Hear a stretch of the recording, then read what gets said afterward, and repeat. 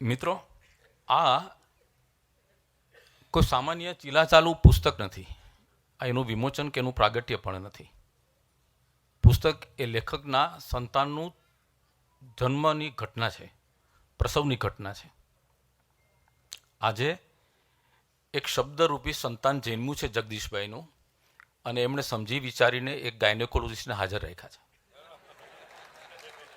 અને ગાયનેકોલોજીસ્ટની ફરજ હોય છે કે જ્યારે કોઈ નવું બાળક જન્મતું હોય ત્યારે અમારે સાક્ષી ભાવે ત્યાં ઊભા રહેવાનું અને કંઈ આડુંવળું ન થાય, સિઝેરિયન ન કરવું પડે એનું ધ્યાન રાખવાનું. એટલે હું કહી શકું કે નોર્મલ ડિલિવરી થઈ છે.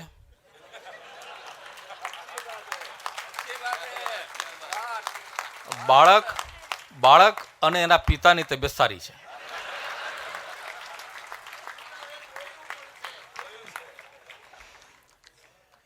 મિત્રો, આ પ્રેરણાનું ઝરણું નથી, આ પ્રેરણાની પવિત્ર ગંગા નદી છે.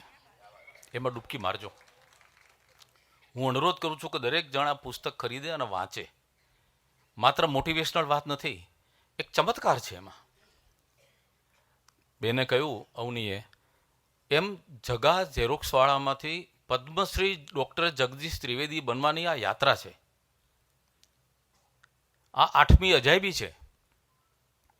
અત્યાર સુધી આપણે અનેક વાર્તાઓમાં શરૂઆતમાં પહેલું વાક્ય વાંચતા આવ્યા છીએ કે પ્રાચીન કાળમાં એક ગરીબ બ્રાહ્મણ હતો. આ વાક્ય પહેલી વાર જગદીશ ત્રિવેદીએ ખોટું પાડ્યું છે.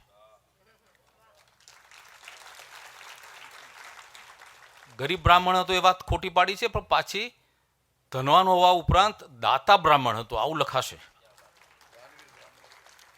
અને આ તમે લખી રાખો, આ બ્રાહ્મણના શબ્દ છે. સરસ્વતી ક્યારેક જીભ ઉપર આવે છે. હું કહું છું કે 13.5 કરોડ રૂપિયાનું દાન અત્યાર સુધીમાં એ કરી ચૂક્યા છે. અને આટલું દાન કરનારા દાનવીર બ્રાહ્મણ અત્યાર સુધીમાં કોઈ થયા નથી અને હવે થશે નહીં. લખી રાખજો.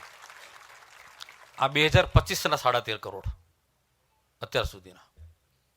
અને આ માણસ શાંત બેસે હું માનતો નથી, હજી ઘણા બધા આપશે. એટલે આ પુસ્તક એનું એક જર્ની છે સરસ મજાની. એમના જીવનમાં એક અદ્ભુત ઘટના બની છે. આપણા બધાને એક મા હોય છે ને એક બાપ હોય છે. એમને માતા પિતાની 2 જોડ છે. એક જન્મદાતા બાયોલોજિકલ પેરેન્ટ્સ અને એક પાલક પિતા અને પાલક માતા. પાછા એ બંને પિતાઓ સગા ભાઈઓ હતા અને માતાઓ સગી બહેનો હતી. આવી ઘટના બહુ જ જાણીતી ઘટના એક બનેલી. એમાં ને આમાં કેટલું સામ્ય છે. એક બાળક જન્મ પછી મથુરાથી ગોકુળ જાય છે. અને અહીંયા દાયકાઓ પછી, હજારો વર્ષ પછી એક બાળક જગદીશ થાનગઢથી ગુજવદર જાય છે.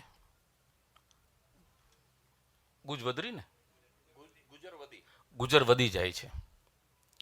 માત્ર 2.5 વર્ષની ઉંમર હશે.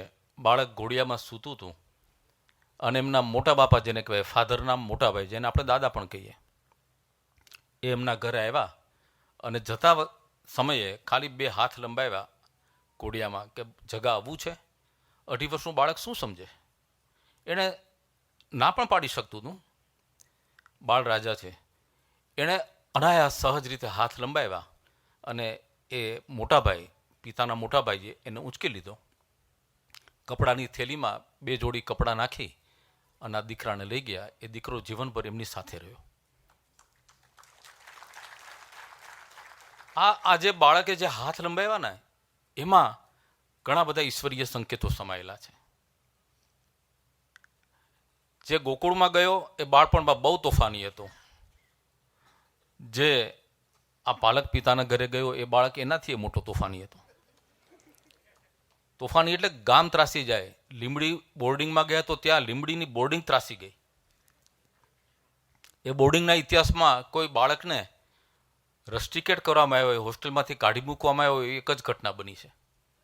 અને આજે છાત્રાલય એમના માટે ગૌરવ લે છે, અભિમાન લે છે કે અમે જેને કાઢી મૂક્યો એ દોડતો દિલ્હી રાષ્ટ્રપતિ ભવન સુધી પહોંચ્યો. એનું નામે જગદીશ અને આનું નામે જગદીશ. કોઈ કહેશે કે એ કાનુડાએ તોફાનીએ તો મોટા થઈને ભગવદ્ ગીતા આપી, આણે એવું શું કર્યું છે? 2 વર્ષ રાહ જુઓ, એમના જીવનનો ત્રીજો પડાવ આવી રહ્યો છે, ફરીથી એક પરિવર્તન આવી રહ્યું છે, અને બાકીના જેટલા વર્ષો ભગવાન એમના આયુષ્યના આપશે, આપણી ઈચ્છે કે 101 વર્ષ જીવે, એ પોતાનું જીવન ભગવદ્ ગીતાને સમર્પિત કરવાના છે. એટલે આ બે જગદીશ વચ્ચે ઘણું બધું સામ્ય છે, એ કથા નોંધવા જેવી છે. એ જે હાસ્યકાર તરીકે પ્રસિદ્ધ થયા, લોકપ્રિય થયા, સફળ થયા, એની પાછળનું જો મને મુખ્ય કારણ તમે કહો ને તો એમાં નસીબનો બહુ ફાળો નથી. સખત પરિશ્રમ કર્યો છે. 20 સૂત્રી કાર્યક્રમ વખતે ઇન્દિરાજી જે કટોકટી કાળમાં કેટલાક સૂત્રો આપ્યા હતા, એમાં એક સૂત્ર હતું નારાઓ કે કઠોર પરિશ્રમનો કોઈ વિકલ્પ નથી. પછી હું જ્યારે દિલ્હીની ગાદી ઉપર બેઠેલા ગુજરાતના વાઘને મળ્યો ત્યારે એમણે કીધું કે હા, વિકલ્પ છે શરદભાઈ, કઠોર પરિશ્રમનો પણ વિકલ્પ છે. મેં તો કયો તો કે વધારે કઠોર પરિશ્રમ. જગદીશભાઈને પૂછો કે આ પદ્મશ્રી સુધી પહોંચવાની સફરમાં કેટલો કઠોર પરિશ્રમ કર્યો છે. બાકી ઝેરોક્સની દુકાનમાં નકલો કાઢતા કાઢતા માણસને નાટક લખવાનો વિચાર કઈ રીતે આવે? એનું ધ્યાન તો પેલા ગલ્લા તરફ હોય કે 70 રૂપિયા કે 80 રૂપિયા કે 100 રૂપિયા થાય એટલે આપણું રસોડું ચાલશે. એમાં નાટક લખવા, એ નાટક પાછા ભજવવા, પાછા એમાં એ જમાનામાં સ્ત્રી પાત્રો ના મળે, બીજા પાત્રો પણ સહકાર ન મળે, ક્યાંક બદલાઈ જાય, એટલે એમણે એક પાત્રી નટી શૂન્ય અને એક પાત્રી અભિનય શરૂ કર્યો. અને આજે છેલ્લા 40 વર્ષથી એ એક પાત્રી અભિનય જ કરી રહ્યા છે. જગતના મંચ ઉપર આ માણસ એક પાત્રી અભિનય કરી રહ્યો છે. આ સાંઈરામ જેવા ઘણા મિત્રોએ એને કહ્યું કે ભાઈ તારો 11 કરોડનો જે સંકલ્પ છે તું ક્યારે પૂરો કરીશ? ચાલ આપણે બધા ભેગા થઈને એક કાર્યક્રમ કરી નાખીએ 3 કલાકનો, એકી ઝાટકે સ્પોન્સર્સથી 11 કરોડ ભેગા થઈ જશે. તો કે ના, મારે એક પાત્રી જ અભિનય કરવો છે, અને એ એમણે કરી બતાવ્યો. મિત્રો, પત્નીનો સહયોગ આ બહુ મહત્વનો છે. નીતાબેન બેઠા છે, મેં એમને ગઈકાલે પૂછ્યું કે નીતાબેન, આટલી મોટી રકમ તમારા પતિ સમાજ માટે દાનમાં આપે છે, તમને ક્યાંય દિલમાં ખૂંચતું નથી? તો પહેલાં સહજ રીતે એમણે કીધું, હળવી રીતે, કે મને પૂછે તો ને. માણસ ભારાડી છે, હા, મારો નાનો ભાઈ છે, કહી દઉં. એકવાર સંકલ્પ કરે પછી એ ભગવાનને કહે ને કે ફિર મેં अपने बाप की भी नहीं मानता. પણ સાથે સાથે એમણે એ પણ કહ્યું કે મારી બધી જ વ્યવસ્થા એમણે સરસ ગોઠવી કાઢી છે, મને કોઈ ચિંતા નથી. હું જ્યારે કોઈ સેવાભાવી સંસ્થા વિશે લખું છું કે ટેલ નાખું છું, ત્યારે ગુજરાતના અનેક વાચકો સહયોગ આપવા માટે આગળ આવે છે. અમદાવાદનો એક જૈન શ્રાવક યુવાન છે, પણ એટલું બધું દાન આપવા આવે છે, પણ મને હંમેશા એક રિક્વેસ્ટ કરે કે શરદભાઈ, આની પહોંચ મને મારા ઘરે નહીં મોકલતા. મેં કહ્યું કેમ? તો કે મારી પત્નીનો વિરોધ છે, એ જો એના હાથમાં પહોંચ આવશે ને, એને ખબર પડશે કે મેં આ દાન આપ્યું છે તો અમારા ઘરમાં તકલીફ થશે. આ કેટલો મોટો ફરક છે. નીતાબેનનો સહયોગ શું છે ને, જ્યારે આવા કિસ્સાઓ જોઈએ ત્યારે સમજાય. સમાજ માટે આવું કરવાની પ્રેરણા ક્યાંથી મળી એ મને ખબર નથી, પણ જે ક્ષણે આ પ્રેરણા મળી હશે ને, એ બહુ ફળવતી ક્ષણ હશે. એ માછલીના મોઢામાં સ્વાતિ નક્ષત્રમાં જે પાણીનું બૂંદ પડે ને, એ ક્ષણ હશે. એક ઘટના મને યાદ આવે છે, બહુ સરસ ઘટના છે. હું ભાગ્યે જ ક્યાંય કહેતો હોઉં છું, પણ અહીંયા બહુ રિલેવન્ટ છે એટલે કહું છું. આઝાદી નવી નવી આવી હતી, સરદાર પટેલ બીમાર રહેતા હતા, એસાઇટીસ હતું એમને, જલોદરની બીમારી. આરામ કરવા માટે બારડોલી એમના આશ્રમ ખાતે આવ્યા હતા. બપોરે જમીને એમનો હિંચકો, ત્યાં અત્યારે પણ હિંચકો છે પરસાળમાં, ત્યાં જરા આડા પેડા તકીઓ નાખીને. એમના દીકરી મણીબેન નીચે બેઠા હતા. સરદાર પટેલે કોઈ સૂચના નહોતી આપી કે કોઈ મળવા આવે તો મને જગાડતા નહીં, પણ મણીબેન તો દીકરી એટલે એને એમ થાય કે બાપુ સૂતા છે તો એમને સુવા દઈએ. એ વખતે એમણે 2 યુવાન છોકરા હતા, ટીનેજર, 16-17 વર્ષના, ગેલુભાઈ અને છોટુભાઈ નાયક, અનાવિલ બ્રાહ્મણ. આ ગેલુભાઈ મને કેલી વાત છે, જ્વલકભાઈ.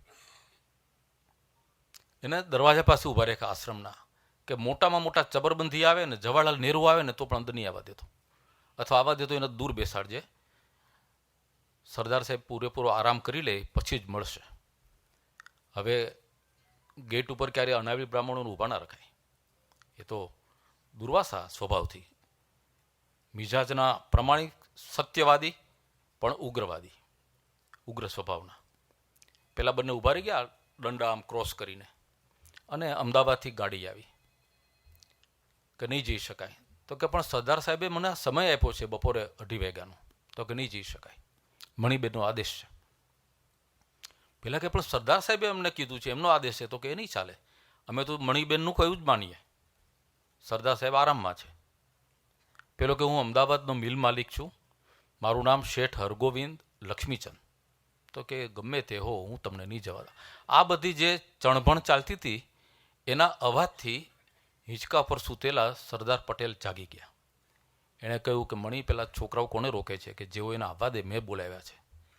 પછી શેઠ આવ્યા અને શેઠે ફરિયાદ પણ કરી કે તમે આવા કેવા જડસુ છોકરાઓને ઊભા રાખ્યા છે કે જે મને નથી આવવા દેતા. મેં મારું નામ આપ્યું કે હું શેઠ હરગોવિંદ લક્ષ્મીચંદ, તો એમણે કીધું કે હું તમને ઓળખતો નથી, મારું અપમાન કર્યું. સરદાર પટેલ કેવા ઠાવકા માણસ, એણે માર્મિક ટકોર કરી ખાલી અડધા વાક્યની, કે શેઠ તમે એવું શું કર્યું છે કે એ લોકો તમને ઓળખે?